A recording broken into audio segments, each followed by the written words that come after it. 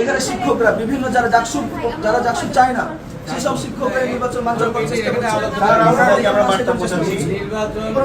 কোনো কমিটি সরবে না, এখানে ভোট গণনা শেষ করবে তারপর এখানে সব শিক্ষক দেশের জমির বানান। এখানে কোনো মিটিং এর সময় আমরা কিন্তু দেখেছি স্যার তারেকের সাথে মিটিং করে নির্বাচন ওই মিটিং এখানে স্যার নিচে ওই মিটিং এ স্যার ওই মিটিং এর পর্যালোচনা মিটিং কি এখন স্যার নিচে হবে স্যার? শিক্ষার্থীদের বাইরে স্ট্যান্ড নাই স্যার এখান থেকে বের হলে আমাদের 2 দিন ধরে জীবনের মধ্যে বের হতে হবে স্যার।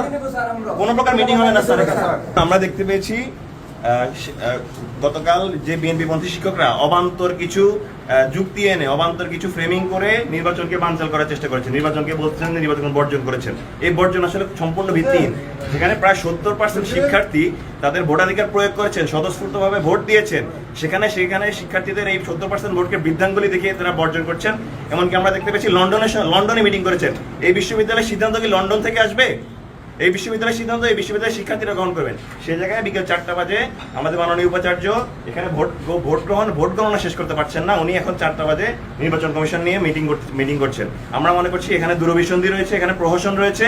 অবিলম্বে ভোট গণনা কার্যক্রম আজকে সন্ধ্যার মধ্যে শেষ করতে হবে।